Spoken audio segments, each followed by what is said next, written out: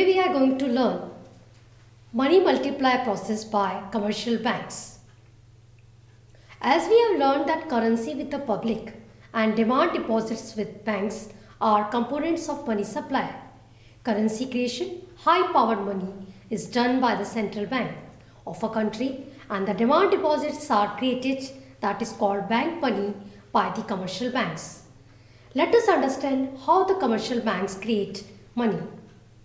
The capacity of the commercial banks to create credit depends on two factors: amount of initial fresh deposit, that is called primary deposit, the deposits of households and the firms held by the bank are called primary deposits.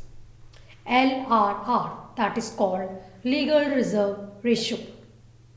It is the fraction of deposits of commercial banks which is legally compulsory for the commercial banks to keep in the form of cash, that is called CRR, and liquid assets, that is SLR, as reserves. LRR determines the limit to create credit by the commercial banks.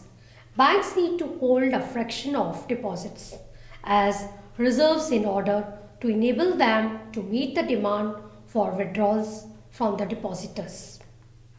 The credit or deposits created by commercial banks are called derivative deposits. A bank cannot lend more than primary deposits. Total money creation formula is initial deposit into 1 upon LRR. Now let us understand this. Money creation or deposit creation of the commercial bank with one of the numerical example. Let us illustrate the process of credit creation by an example. Let us suppose that every bank has to keep a cash reserve of 20% against its total deposits, and its primary deposit is rupees 1000. The bank will keep 20% of rupees 1000, that is to meet any demands arising out of its liabilities to its depositors, and lend the remaining amount of rupees 800. Borrowers will use this money and the money will come to the banking system, as borrowers would most probably pay in the form of checks drawn on bank. Now, this rupees 800 will be derivative deposit. Bank will keep 20% of rupees 800 in reserve and lend out remaining rupees 640 to borrowers.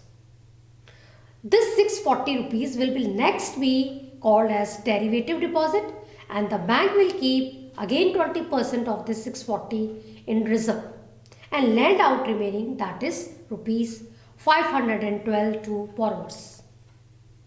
So as you can see in the table, this table indicates that in the first round 1000 rupees are deposited. This is called primary deposit. And the second, the bank is going to keep 20%, that is 200 rupees. Now the money that has to be given for loan is 800. This round is called first round. In the second round, again this 800 will be called as the primary deposit. Again 20%, that is 160, will be reserved by the bank, and 640 will be given for the loan. Then third round, 640 will be the primary deposit, again 20%, that is 128, and 512 will be given for loan. And in the fourth round, 512, that is the primary deposit, again the legal reserves 20%, 102.4, and the loan amount is 409.6, and so on. 409.6, 81.92, 32.7.68. So you must be amazing that how much this process will go. This is infinite till the total sum of legal reserves is equal to 1000 rupees. It will continue. So let us see how do we calculate it. That is, total money creation is equal to primary deposit into 1 upon LRR.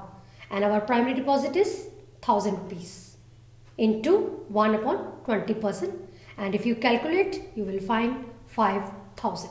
So this is called money creation process, which is very clear as in the above table.